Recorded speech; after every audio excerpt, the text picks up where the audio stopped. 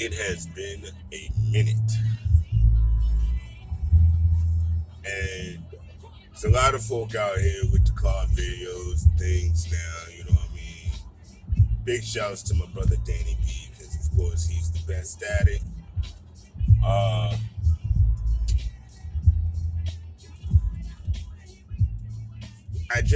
there's a few interesting things I just wanted to. Sorry, I love this record. So, all right, tonight we have the opportunity to be 40-27.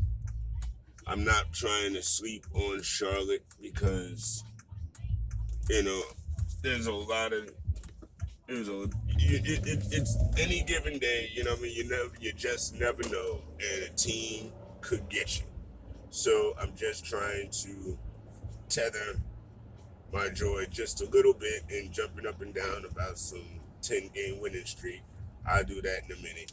I do think we will win this game tonight, though. So I definitely am pulling for us to keep going and keep doing what we do. But I will say one thing that I am getting a little bit like long in the tooth in hearing. Number one is yes, Donovan Mitchell, yes, the trade. All right, enough. Done and done. To me, done and done. The Knicks weren't supposed to be here. We were supposed to be, by the way, some people were talking, possibly fighting for a playing spot. But we definitely weren't supposed to be squarely in fifth, knocking on fourth.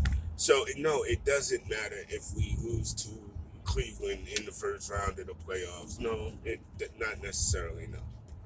I don't think we would. Don't get me twisted. But I don't think it's a knock to the season or anything if we lose to Cleveland in the first round. I mean, Cleveland is a tough team. They're a squared away team. And then they went and got Donovan, which helped put them over the top. And they didn't necessarily have to lose a lot of major pieces to bring him in. That would not have been our story. So that's why I don't entertain anybody right now talking about, yeah, the Knicks are doing great, but Donovan, no, that's not the but. So, yeah, I'm not entertaining that nonsense at all. Um, it is nice to finally see that people are responding to Julius the way I feel like he's always wanted, and that's doing nothing but helping his psyche grow and helping him realize where his faults were last year. But statistically, last year he wasn't all that bad.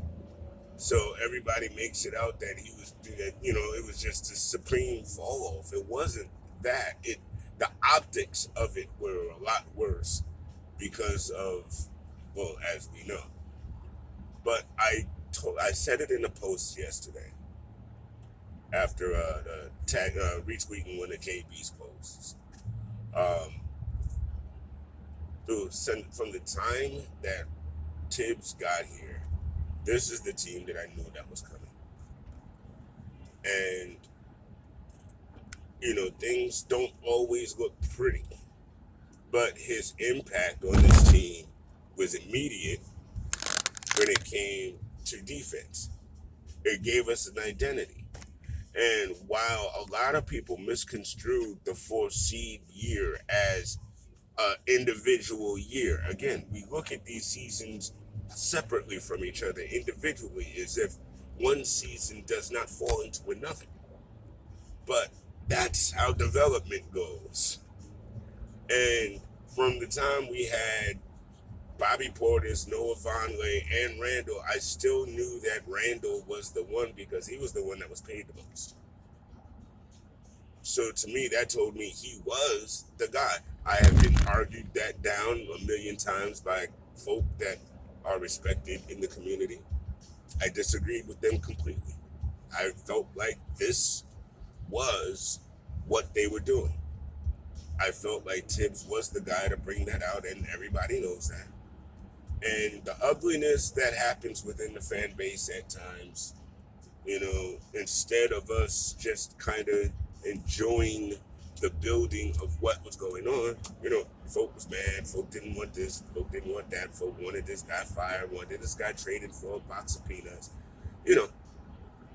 But I'm just saying, I saw 2, 3 seasons ago what this could be, and they're still not quite done, but they've got guys at the contract. You know what I mean? There's the vibe there is not necessarily going to change in a year or so. So they've set themselves up for a strong future along with this strong season that we're having now. And I feel like this is the start of the perennial playoff appearances. You know what I mean? This is what I've been waiting for years, is the Knicks not being just good in one season, but then if you start looking over the span of multiple seasons, you will have seen that we've been to the playoffs multiple times. This is starting to come to fruition. And I feel like we've got about a 4-year window, but things can only get better within that 4-year window. Folk will be maturing, their bodies will be getting into their primes, you know what I mean? And the older players on the team will still not be all that old. So we are in a really, really good position, but not just for right now, but for a few more years to come. You know what I mean? So perhaps, and I do say perhaps that drought of 15, 20 years, about 15 years of non-competitive basketball, now we're going into an era of maybe we'll get 6, 7, 8 years of very competitive basketball based on the coach, the team, the camaraderie, and yes, the chemistry, which I actually think is vital to the success of a team. Don't get it twisted. Chemistry does not necessarily mean kumbaya in the locker room, we all get along. That's not necessarily what I'm talking about. What I'm talking about is your game fits my game. The things I like to do fit the things you like to do on the court. I know where you are. I know where you're going to be. I know if this play breaks down, I can expect this. That's chemistry. And that is vital. Not kumbaya and we're all best friends. I was listening to Scalabrini the other day explain. Was it Scalabrini?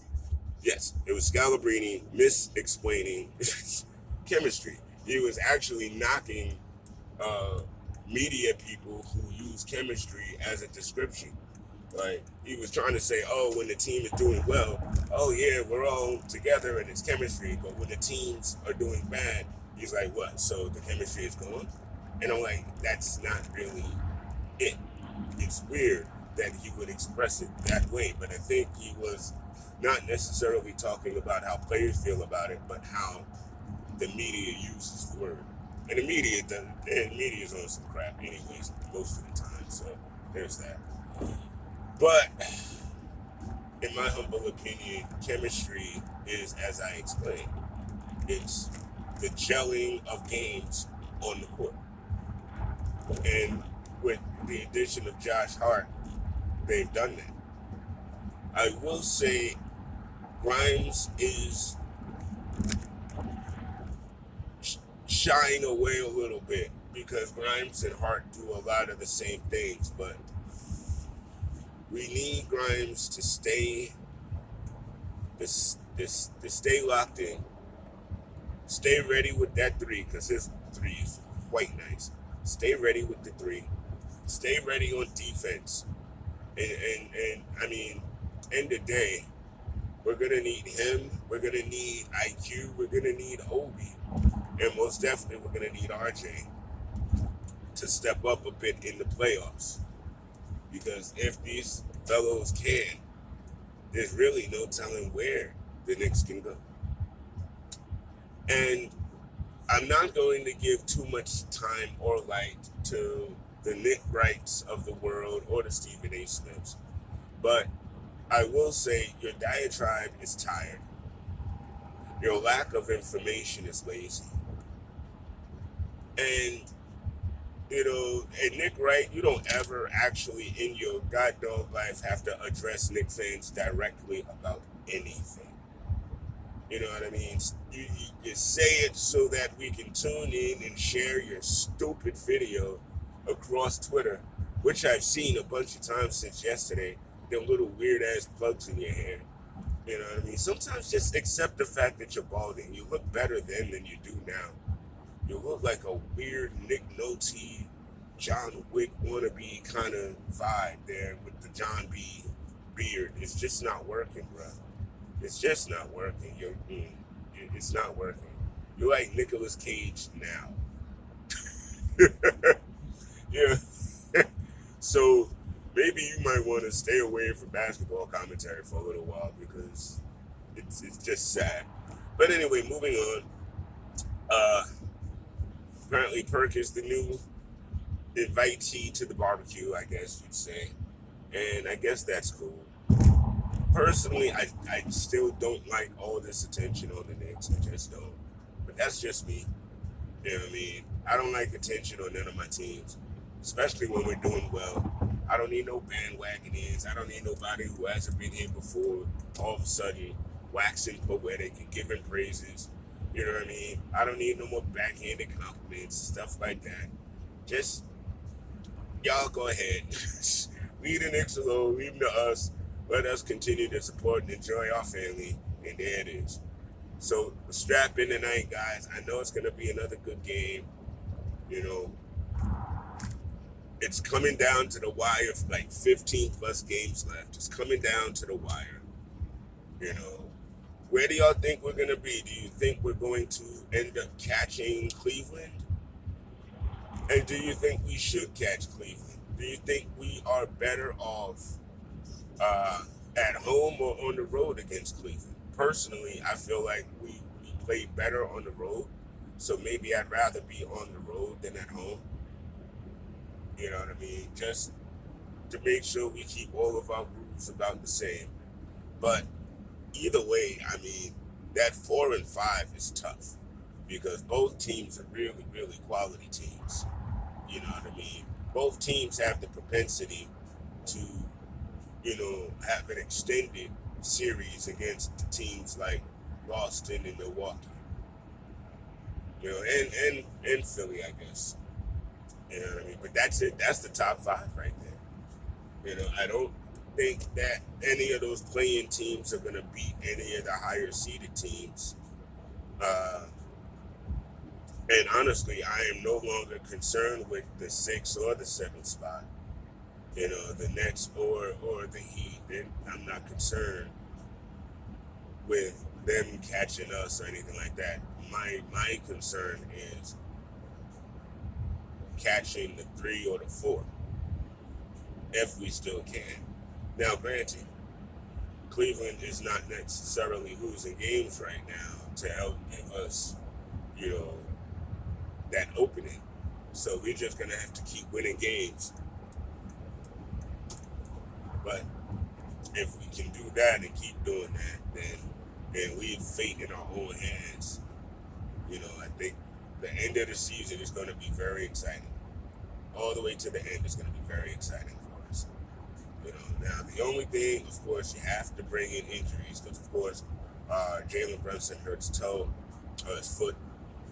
But that young tank, my wife calls him Iron Man because he gets hit and takes charges and stuff every single game, and keeps coming back for more. So it was really good to see him get some rest and IQ to step up in that stead and just keep the ball, just keep it going, keep the whole ball rolling. So as long as we can stay healthy these last couple of weeks, it's already March, guys, and go into the playoffs healthy.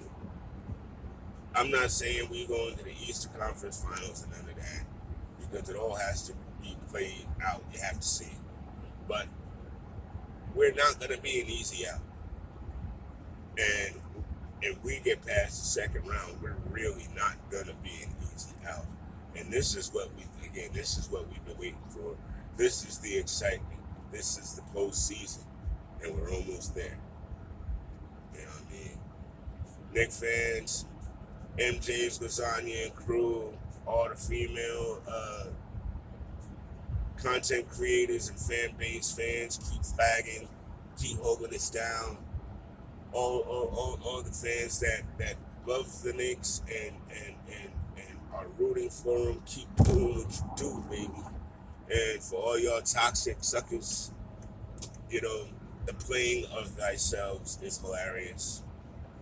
But enjoy whatever agendas y'all are trying to enjoy while we're enjoying Knick basketball. And I'm going to leave it like that. I'm going to say what I'm going to say, and I'm going to say peace. I'll holla at y'all later. Enjoy the next game. Coach Fah.